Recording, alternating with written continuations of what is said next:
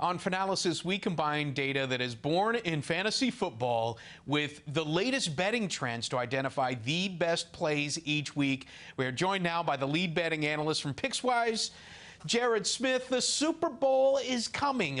Last chance for sharp angles of an NFL game this season. I think the first question I have to throw out there is more of a big picture question. How difficult is it to resist playing a lot of money and trying to make up for all the mistakes we made in the regular season in this one Super Bowl?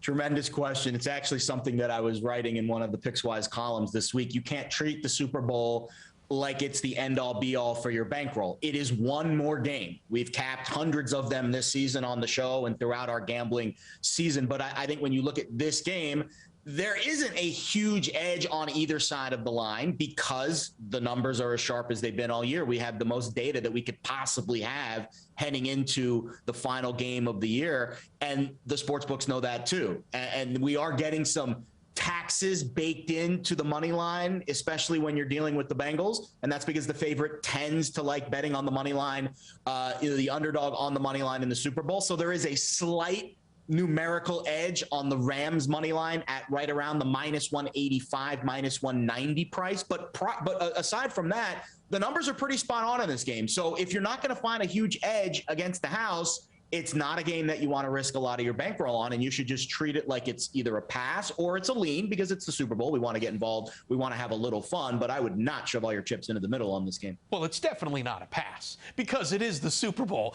The Rams they first started out at 3.5. They're now at 4.5-point favorites against the Bengals. And even though this is actually at the Rams' home stadium, they are technically road favorites. When you break down all of the data, where are you finding the biggest supporting arguments for either side?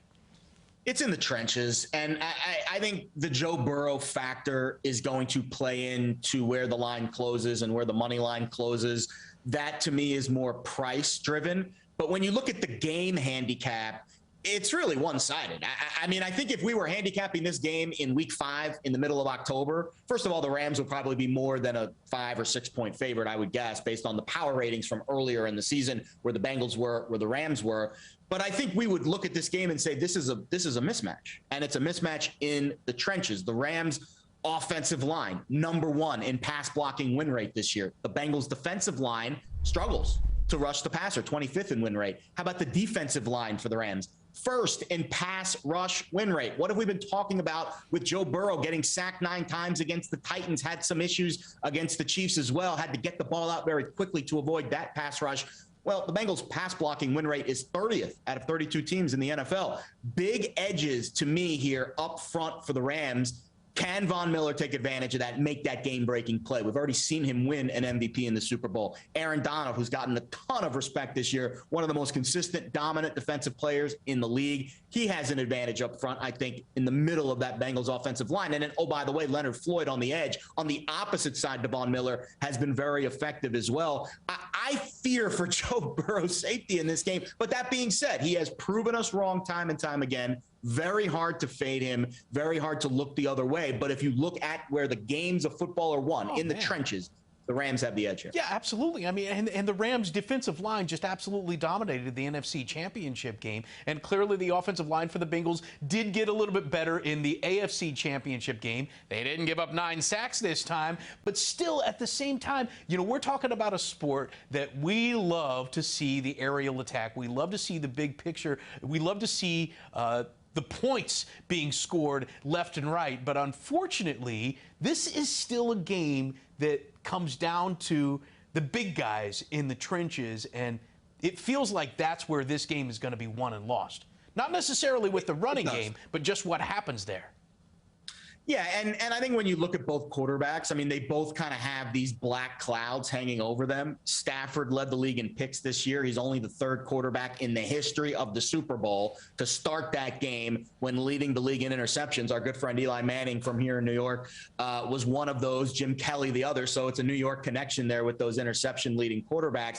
And then for Joe Burrow, you've got the guy that led the league in sacks this year, or I guess who took the most sacks this year. That has only happened 0 times. The quarterback that has been sacked more than 50 times in a year has never started the the Super Bowl. So we have these interesting dichotomies playing out where there are weaknesses with both of these offenses.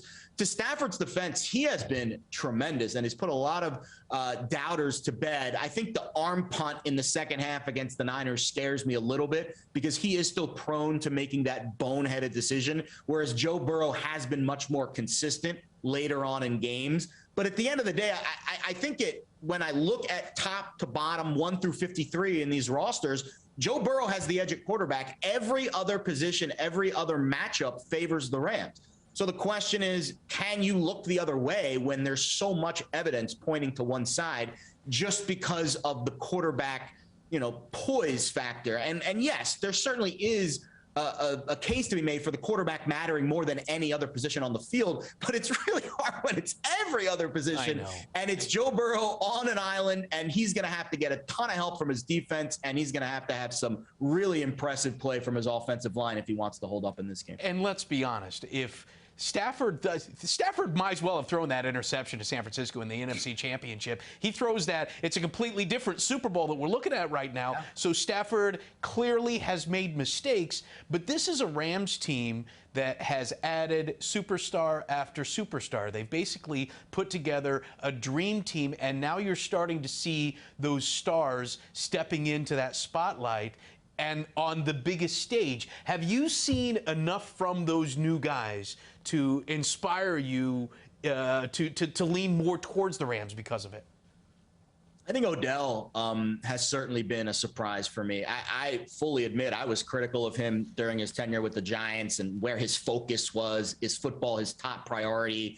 And I'm not ashamed to admit that I'm completely wrong on him this year. He looks at peace with his situation. Certainly helps when the incentives in his contract, I believe it was a $2 million bonus, $500K for the wild card win, another $750K for the divisional win, another $750K for the NFC title, and then he'll get $1 million bonus if the Rams win the Super Bowl. The money certainly helps, but I do think he looks more at peace with his role. In fact, his game against the Niners was his first 100-yard game since week 19.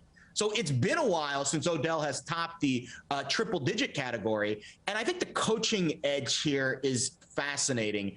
Zach Taylor was on the staff with the Rams when they were in the Super Bowl. He was Jared Goff's quarterback coach that year. Now he's the disciple, the student going up against the master, Sean McVay. Fascinated to see how that plays out. Is there anything Zach Taylor has in his bag of tricks that Sean hasn't seen? Because there is that element of surprise. We saw it with the Eagles against the Patriots, the Phillies special.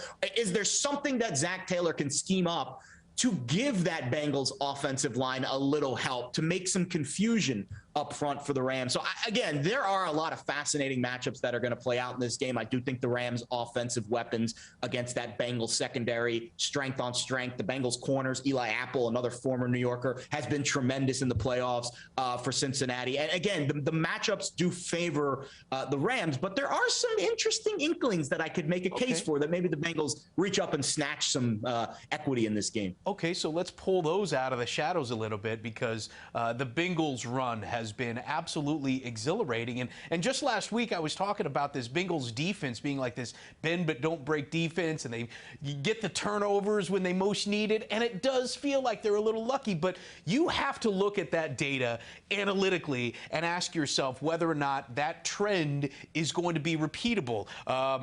In the playoffs, the Bengals are allowing 371 yards per game. They are holding opponents to just 5 for 13 in the red zone, and they have forced 7 turnovers.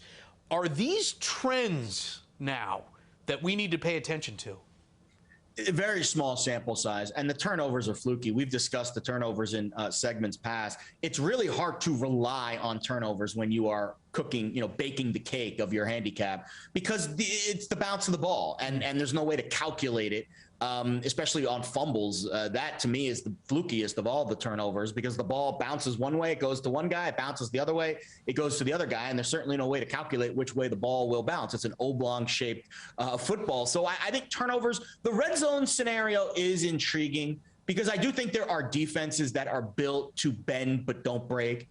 And the Bengals, again, the secondary for Cincinnati's been fascinating. I was looking up some numbers on Mike Hilton, who I think is going to be matched up in the slot with Cooper Kupp. And you know how Sean McVay likes to move Kupp around. He doesn't always put him on the outside. Awuzie has been very good for the Bengals on the outside at the corner position. We talked about Eli Apple holding his own as well. But Mike Hilton has been tremendous. 15 targets in the postseason. He's only allowed 7 catches. So, again, that's a matchup that maybe Cincinnati can get a slight edge on if they can find a way to scheme Cooper Kupp out of the game. Very difficult to do. I think Cooper Kupp is the best receiver in football right now, and he finds ways to get open because he's so precise with his route running. But that's a matchup in the slot. Maybe Mike Hilton can get a little bit of edge, make a deflection, leads to a turnover. There are certain spots where I think maybe Cincinnati's secondary can be a factor in this game. And let's not forget about Bates, who's probably the best safety in tremendous. the NFL and is a future Jet. But we're not laying money on that.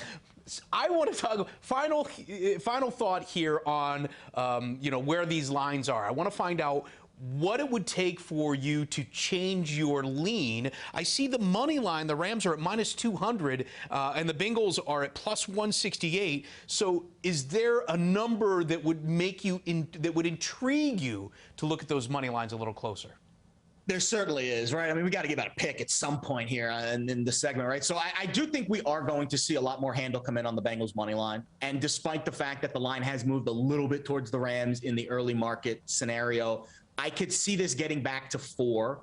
And if it does, I think -190 is kind of my line in the sand.